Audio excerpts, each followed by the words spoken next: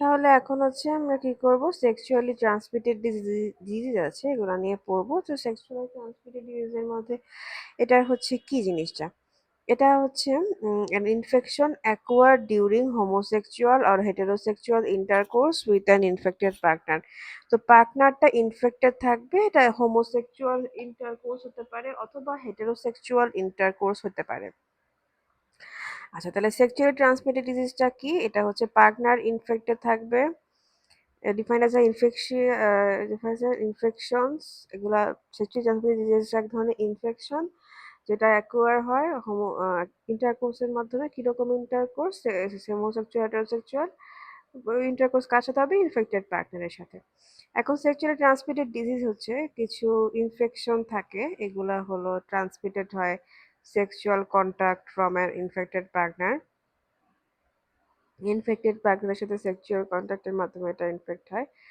এবার হচ্ছে common STD. Common এসটিডির মধ্যে আমরা দেখবো যে গনোরিয়া আছে, আমাদের কাছে সিফিলিস আছে, সিফিলিস, তারপর হচ্ছে ক্লামাইডিয়া, হুম, তারপর হচ্ছে উম শ্যানক্রয়েড, লিম্ফোগ্রানুলোমা ভ্যানারাম, এটা তো হচ্ছে যে সম্ভবত এটা ক্ল্যামাইডিয়া, তাই না? তারপর হচ্ছে হুম এইডস, জেনিটাল হার্পিস। তো এগুলো আর কি। মনিলিয়াল ভ্যাজাইনাইটিস। মনিলিয়াল জিনিসটা হচ্ছে,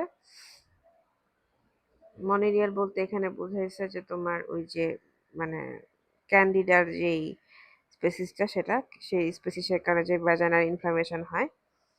তারপর আমরা দেখবো যে ভাইরাল সার্ভাইকাল ইন্টারপ্যাথিয়াল নিওপ্লাসিয়া, এটা কিভাবে হয়? যে এইচ হেপাটাইট এই যে হিউম্যান প্যাপিলোমা ভাইরাস দিয়ে হয়, তাই না? তারপর স্ক্যাবিস, হ্যাঁ, পেডিকুলোসিস পিউবিস, এগুলো আছে। তাহলে ব্যাকটেরিয়া, ভাইরাল, প্রোটোজোয়াল, ফাঙ্গাল, এগুলো হচ্ছে এসটিডির বিভিন্ন বিভিন্ন কজ। তো প্রথমে আমরা যে ইম্পর্টেন্ট এসটিডি গুলা নিয়ে পড়বো, সে সিফিলিস, গনোরিয়া, তারপর হচ্ছে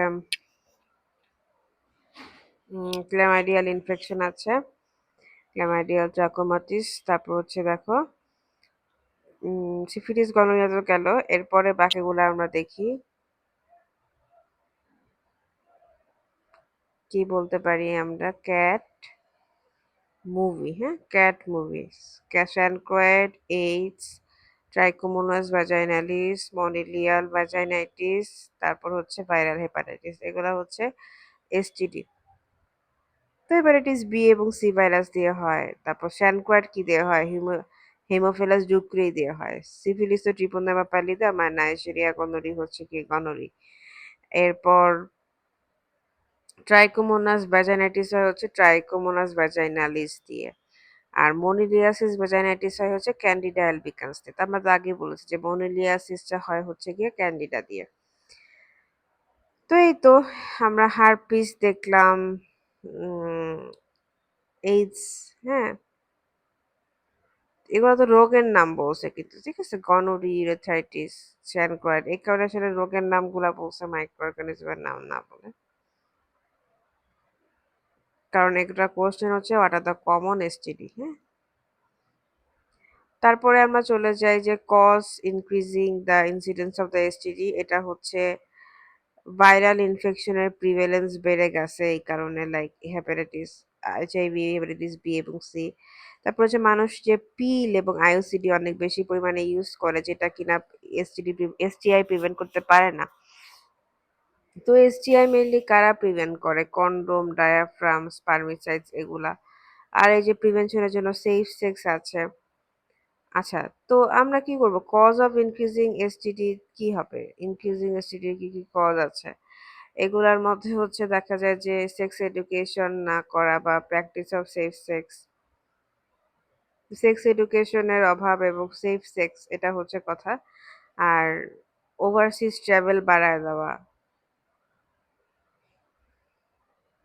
ইনক্রিজ ডিটেকশন ডিউ টু হাইটেড অ্যাওয়ারনেস। তো অ্যাওয়ারনেস বাড়ানো, হ্যাঁ।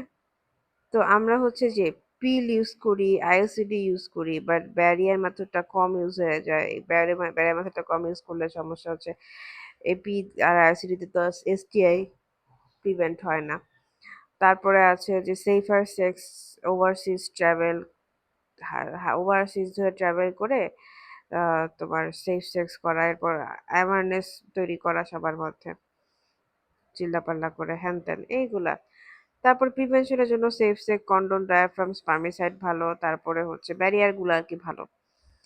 সেক্সুয়াল পার্টনারের নাম্বার কমানো, সেফলি হচ্ছে কয়েকজন সেফ পার্টনার থাকতে হবে এবং তাদের হচ্ছে কন্ট্যাক্ট যদি হয়ে যায় তাহলে ইফেক্টিভ ট্রিটমেন্ট করতে হবে। স্ক্রিনিং করতে হবে, ট্রিটমেন্ট স্ক্রিনিং, স্ক্রিনিং করে তারপর ট্রিটমেন্ট করতে হবে। তারপর হচ্ছে অ্যাসেপ্টিক প্রসিডিউর লাগবে ডেলিভারি, তারপর যে মেডিকেল টার্মিনেশন অফ প্রেগনেন্সি আর আইইউসিডি ইনসার্শন, তাহলে অ্যাসেপ্টিক হইতে হবে সবকিছু, ঠিক আছে? তাহলে সেফলি একটা ভালো পার্টনার তাকে স্ক্রিন করে সেফলি অ্যাসেপ্টিক ওয়েতে সবকিছু ঢোকাতে হবে। এবং লাইক কন্ডোম, ডায়াফ্রাম তো আছেই, এগুলো তো আছেই, একজন থাকতে হবে, ঠিক আছে? এবার আমরা গনোরিতে আসি। এটা হচ্ছে নাইজেরিয়া গনোরি। এটা হলো আমাদের পজিটিভ অর্গানিজম নাইজেরিয়া গনোরি। ইনকিউবেশনের পিরিয়ডের মধ্যে আমরা দেখবো গনোরি গণ 37, মানে 3 থেকে 7 দিন ইনকিউবেশন পিরিয়ড নাইজেরিয়া গনোরি, যেটা হচ্ছে গ্রাম নেগেটিভ ডিপ্লোকক্কাই।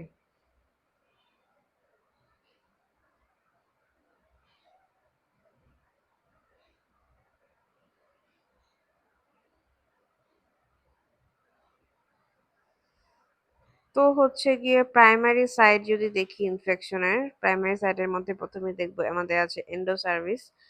এন্ডোসার্ভিক্সের মধ্যে হচ্ছে কলামনার এপিথেলিয়াম আছে, যে কলামনার এপিথেলিয়াম গুলা মধ্যে ডিপ ডিপ পিট আছে। হ্যাঁ, এই যে কলামনার এপিথেলিয়ামের মধ্যে কিছু পিট আছে, এই পিট গুলার মধ্যে হচ্ছে গিয়ে সার্ভাইকাল ক্যানের ভেতরে যে পিট আছে, এই এগুলোর মধ্যে যে নাইজেরিয়া গনোরিকে স্টিক করে করে হচ্ছে এই জায়গাগুলোকে ইনফেক্ট করে। তারপর আছে স্কিনিস স্কিনিস টিবিউস বা স্কিনিস গ্ল্যান্ড, যেটা এটা হচ্ছে ইউরেথ্রাল যে ওপেনিং আছে, ইউরেথ্রাল ওপেনিং এর দুই পাশে থাকে স্কিনিস গ্ল্যান্ড বা স্কিনিস টিবিউল। এইখান থেকে গ্ল্যান্ড থেকে সিক্রেশন বের হয়। বা এই যে ভ্যাজাইনা যে আছে, ভ্যাজাইনার দুই পাশে থাকে হচ্ছে বার্থুলিন গ্ল্যান্ড, এখান থেকেও সিক্রেশন বের হয়। তাহলে এই যে এই টাইনি গ্ল্যান্ড ওপেনিং নিয়ে ইউরেথ্রাল অর্গানিজম হচ্ছে লোকালি স্প্রেড করে দেখা যায় ইউরেথ্রাল শর্ট ডাক দিয়ে চলে যায় ওখানে। তারপর বার্থুলিন গ্ল্যান্ডেও অনেক সময় চলে যায়, ঠিক আছে? তারপরে এই যে পেলভিক, তারপর আমরা দেখবো যে কি হয়, এই যে স্কিনেস গ্ল্যান্ডে যাচ্ছে, বার্থোলিন গ্ল্যান্ডে যাচ্ছে, তাহলে ইউরেথাতেও যেতে পারে। তাহলে ইউরেথা, তাহলে সার্ভিক্সে যাচ্ছে, সার্ভিক্সের যে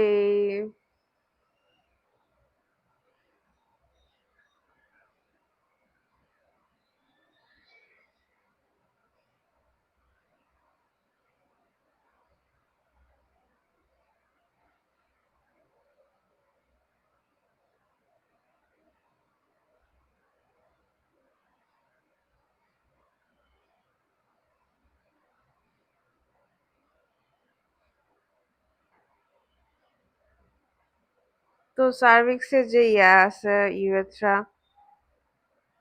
সার্ভিক্স আছে, সার্ভিক্সের গ্ল্যান্ড আছে যেমন বার্থোলিন গ্ল্যান্ড। তারপর ইউরেথ্রা আছে, ইউরেথ্রার ওপেনিং আছে যেখানে আছে স্ক্লেনিস গ্ল্যান্ড। হ্যাঁ, তো এই হচ্ছে গনোরি। তাহলে আমরা গনোরির কেসটা কেমনে ম্যানেজ করব? ফার্স্টে হচ্ছে আমরা দেখবো যে history of exposure with an infected male. তো গনোরি হচ্ছে সেক্সুয়ালি ট্রান্সমিটেড হয়, partner with urethral dysuria or multiple partner history, তাদের হচ্ছে প্রবাবিলিটি বেশি থাকে। ইনফেক্টেড মেইলের সাথে তোমার হিস্ট্রি অফ এক্সপোজার আছে নাকি সেটা হচ্ছে কনসার্ন এখানে গনোরির। তারপর আমরা সিমটম দেখবো, এটা কি হতে পারে? অ্যাসিমটোমেটিক হতে পারে। অ্যাসিমটোমেটিক কখন হয়? ইনফেকশন যখন এন্ডোসার্ভিক্সে লিমিটেড থাকে। হ্যাঁ, আমরা তো জানি এন্ডোসার্ভিক্স এখন দেখবো যে এই যে বার্থনিক গ্ল্যান্ডেও হচ্ছে গ্ল্যান্ডগুলো থেকে কলামনার এপিথেলিয়াম, মানে মেইনলি নাইজেরিয়া গনোরি কলামনার এপিথেলিয়ামটাকে টার্গেট করতেই বেশি পছন্দ করে। গ্ল্যান্ড গুলোতে কলামনার এপিথেলিয়াম থাকে, তাই না? তাহলে যে এই যে এন্ডোসার্ভিক্সে যখন থাকবে মাঝে মাঝে একটু একটু ইরিটেট করবে, বাট ম্যাক্সিমাম 50% কেসে আমরা দেখবো যে কোনো সিমটমস দেখা যাচ্ছে না। তাহলে কোনো সিমটমস দেখা যাবে না 50% কেসে গনোরির ক্ষেত্রে। 50% কেসে কোনো সিমটম দেখা যাবে না, এটা একেবারে টোটালি অ্যাসিমটোমেটিক থাকবে। এবং দেখা যাবে যে নিউট্রোফিলিক ইনফিল্ট্রেশন হয় এন্ডোসার্ভিক্সে, তখন হচ্ছে ভ্যাজাইনাল ডিসচার্জটা হচ্ছে পুরুলেন্ট হয়ে যায়, পুরুলেন্ট ভ্যাজাইনাল ডিসচার্জ। তারপর দেখো ডিসইউরিয়া, মানে দেখা যায় যে ইউরেথ্রাইটিস যদি থাকে সাথে সাথে, আমরা তো দেখছি যে ইউরেথ্রাতেও হচ্ছে এখানে ইনভলভ হয়, তো ইউরেথ্রা ইনভলভ হলে ইউরেথ্রাইটিস হয়, তখন হচ্ছে ডিসইউরিয়া ডেভেলপ করে। তো ইউরেথ্রাল ব্লাডার নেকটা ইরিটেশন হয়, যেখানে হচ্ছে ফ্রিকুয়েন্ট স্মল বয়েস যেটা সেটা হচ্ছে কি ইরিটেশন হয়। তাহলে এটা হচ্ছে কি ফ্রিকোয়েন্সি বেড়ে যায়। Urethral unilateral pain and swelling over the labia. তো ব্যার্থোলিন গ্ল্যান্ডে যেহেতু এখানে ইনফ্লামেশন হচ্ছে, তাহলে ল্যাবিয়ার এখানে সোয়েলিং আর পেইন হচ্ছে। আর রেকটাল ডিসকমফোর্ট যেটা হচ্ছে যে রেকটাল যে কলামনার এপিথেলিয়াম আছে সেখানে হচ্ছে ইনফ্লামেশন হয়ে প্রোক্টাইটিস ডেভেলপ করতেছে। তাহলে আমরা দেখবো যে এই যে রেকটাম তার মানে আমাদের যে হ্যাঁ, রেকটাল যে ওপেনিং এবং হচ্ছে যে ভ্যাজাইনার যে ওপেনিং বা সার্ভিক্সের যে ওপেনিং, ভ্যাজাইনার যে ওপেনিং, তারপর হচ্ছে যে বার্থুলিন গ্ল্যান্ড, স্ক্লেনেন্স টিবিউল, এই সবগুলা জায়গা কিন্তু সুন্দর মতনে ইনফ্লামেশন করতেছে আমাদের গনরি। তাহলে গণহারে জায়গাগুলাতে একদম ঢুকে ইনফ্লামেশন করতেছে। তাহলে ল্যাবিয়াতে আমরা তো দেখলাম যে ল্যাবিয়া কিন্তু অনেক সোয়ালন থাকতে পারে এবং ইনফ্লাম থাকতে পারে, যার কারণে কেন ওটা হচ্ছে দেখা যায় যে এটা ভালভুলার সেলুলাইটিস বা ইডিমা হয়, মানে বার্থোলিনাইটিস যেহেতু ডেভেলপ করছে, বার্থোলিন গ্ল্যান্ডে যেহেতু ইনফ্লামেশন হয়েছে, তাহলে আমরা দেখবো ল্যাবিয়াটা একদম সোয়ালন হয়ে যাবে এবং কনজেস্টেড হয় in external urethral meatus and the opening of the Bartholin duct. তো ইউরেথাইটিস হওয়ার কারণে যে হাইপারিএমিয়া ডেভেলপ করছে, তার কারণে দেখা যায় যে কি হয়, এটা রেড হয়, ইডিমাটাস হয় এবং হচ্ছে পাস বের হয়ে আসে। আমরা স্পেকুলাম দিয়ে দেখবো যে সার্ভিসটা কনজেস্টেড হয়ে আছে এবং হচ্ছে সিক্রেশন যেগুলো আসতেছে এক্সটার্নাল অস দিয়ে, কনজেস্টেড এক্সো সার্ভিক্স। তো এন্ডো সার্ভিস তো primary site, but inflammation makes the ectocervix appear red. তো ইনফ্লামেশনটা আস্তে আস্তে এদিকে এসে একটু একটু সার্ভিসটাও লাল দেখা যায়, মেইনলি এন্ডো সার্ভিসে হচ্ছে সাইডটা। তো এই যে আমরা দেখলাম যে সার্ভিসাইটিস একটা ক্লাসিক মিউকোপুডিনের সার্ভিসাইটিস ডেভেলপ করতেছে, এখানে এখানে পাস জমা হয়ে গেছে সার্ভিক্সে, পাস হয়ে হচ্ছে দেখা যাচ্ছে যে মিউকোপুডিনের সার্ভিসাইটিস ডেভেলপ করছে। তারপর আমরা দেখবো যে ডিসচান মেটাস্টাসিস হলে কি হয়। ডিসচান মেটাস্টাসিস আমরা দেখবো যে এখানে কি হয়, পেরি হেপাটাইটিসের ফিচার থাকে এবং সেপ্টিসেমিয়ার কিছু ফিচার থাকে। তো এই যে পিআইডি যেটা সেটা হচ্ছে দেখা যায় যে কি হয়, উপরে যায় অর্গানিজমটা পাস হচ্ছে গিয়ে পেরিটোনিয়াল ক্যাভিটিতে যায়, তারপর হচ্ছে right paracolic gutter to the liver capsule, মানে মেনলি হচ্ছে যে লিভারে মানে পেরিটোনিয়াল ক্যাভিটি থেকে, মানে মেনলি যে পিআইডি বা এই যে তোমার pelvic inflammatory disease ascending PID, এটা হচ্ছে ডিসামিনেট, মানে এই যে গনোরিয়া তো হয় তাই না, সেক্সুয়ালি ট্রান্সমিটেড ডিজিজ, সে উপরে গিয়ে হচ্ছে পেরি হেপাটাইটিস করতে পারে পেরিটোনিয়াল ক্যাভিটি থেকে right paracolic gutter to liver capsule, মানে মেনলি হচ্ছে সে লিভারে পৌঁছায় যায়, ঠিক আছে, পেরিটোনিয়াল ক্যাভিটিতে ঢোকার পরে। তখন এই যে ফিটস হাক কার্টিস যেটা আমরা বুঝি ভায়োলিন স্ট্রিং দেখা যায়। তো হচ্ছে তো এটা হচ্ছে পেরি হেপাটাইটিস থাকতে পারে, মানে মেইনলি পেরিটোনিয়ামে যাওয়ার পর ওখানে সে হেপাটাইটিস ডেভেলপ করতেছে আর কি। অর্গানিজম যদি আমাদের হচ্ছে পেরিটোনিয়াল ক্যাভিটিতে ঢুকে যায় উপরে উঠতে, ঠিক আছে। তাহলে আমরা তো গনোরির যে পয়েন্ট গুলা বললাম যে প্রার্থনীল গ্ল্যান্ড, তারপর হচ্ছে এই যে জায়গাগুলো প্রার্থনীল গ্ল্যান্ড মানে আমাদের যে ভ্যাজাইনা, এই যে ল্যাবিয়া মেজোরা যে জায়গাটা, ল্যাবিয়ার জায়গাটা অনেক হচ্ছে সোয়ালন থাকবে, হচ্ছে ইনফ্লাম থাকবে, তাই না। এগুলো তো গনোরিয়া স্পেশাল পয়েন্ট। তারপর সেপ্টিসিমিয়াতে হচ্ছে গিয়ে দেখবো যে সেপ্টিসিমিয়া কিভাবে হচ্ছে, যে একটা ফ্র্যাকশন অফ সার্ভাইকাল ইউরোথার ইনফেকশন সেটা ব্লাড স্ট্রিমে চলে যেতে পারে এবং তখন কি সিস্টেমিক ইনফ্ল্যামেটরি রেসপন্স, যেটা হচ্ছে কি ফিভারের মাধ্যমে আমরা বুঝি। তারপর হচ্ছে পলিআর্থালজিয়া দেখা যায় যে প্রতি জয়েন্টে ব্যথা, ইমিউন রেসপন্স ডিপোজিশন হয়ে ব্যাকটেরিয়া শেডিং হয়ে জায়গাতে প্রতি জয়েন্টে ব্যথা হয়। সেপটিক আর্থাইটিস, তারপর হচ্ছে স্কিন র্যাশ, পুরা স্কিনের জায়গাগুলোতে হচ্ছে ব্যথা। পেরি হেপাটাইটিস ডেভেলপ করতেছে, দেখা যায় যে এরকম, বা মেনিনজাইটিস হচ্ছে ব্রেইনে গেল, এন্ডোকার্ডাইটিস হার্টে গেল, স্কিনে র্যাশ হলো, এই আর কি। তো হচ্ছে জয়েন্ট থেকে শুরু করে আমরা যাব, এরপর হচ্ছে ব্রেইন, লিভার, এরপর হচ্ছে হার্ট, কলিজা, হৃদয়,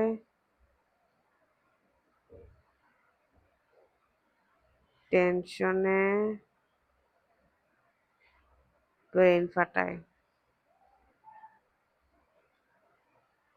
তাহলে এগুলা হচ্ছে ডিস্ট্যান্ট মেটাস্টেসিস যদি হয়েছে, অনেক ডিস্টেন্সে চলে গেছে জিনিসপাতি, ঠিক আছে?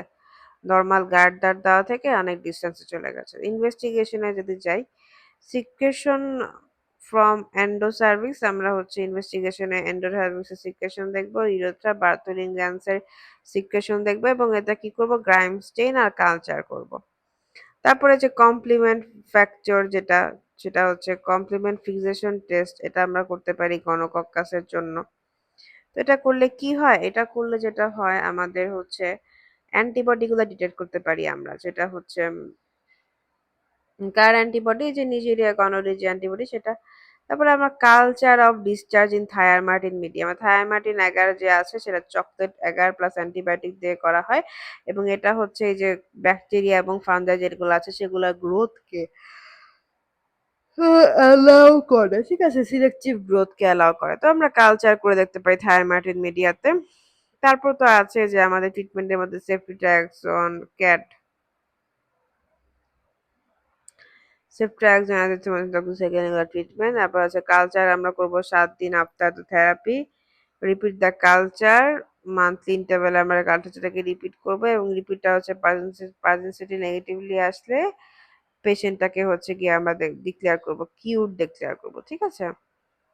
তাই আমরা দেখবো যে গনোরিয়া সেক্স পার্টনারকে নোটিফাই করতে হবে, টেস্ট ট্রিট করতে হবে, specially those expose within of symptom and 4 weeks prior to diagnosis in asymptomatic patient. Diagnosis করা হলে সেক্সুয়াল পার্টনারের অবশ্যই কোনো সমস্যা আছে তা সেও তারও ডায়াগনোসিস করতে হবে না, থাকতে পারে আর কি। তারপরে থেরাপি দিতে হবে ইনফেকশনের, মেটিকুলাস ফলো আপ করতে হবে, এবং হচ্ছে মেল পার্টনারটাকেও হচ্ছে সাইমালটেনিয়াসলি ট্রিট করতে হবে। মাল্টিপল সেক্স পার্টনারকে অ্যাভয়েড করতে বলতে হবে, যে এতগুলা কইরো না, কন্ডোম ইউজ করতে বলতে হবে। তো গনোরি ইউজ করার যে তোমার গনোরির যে কমপ্লিকেশন ইন ফিমেল, আমি যদি একটু বলি যে পেলভিক ইনফ্লামেশন করে, এটা তো আমরা জানি এসটিডি কজ। পেলভিক ইনফ্লামেশন হলে যেগুলা যেগুলা হয়, infertility, active pregnancy, chronic pelvic pain, tube ovarian mass সবগুলাই আছে, সাথে আছে বার্থোলিন গ্ল্যান্ড অ্যাবসেস, সেটা হচ্ছে আমাদের গনোরির জন্য একদম স্পেশাল, বার্থোলিন গ্ল্যান্ডের ইনফ্লামেশন সেখান থেকে অ্যাবসেস।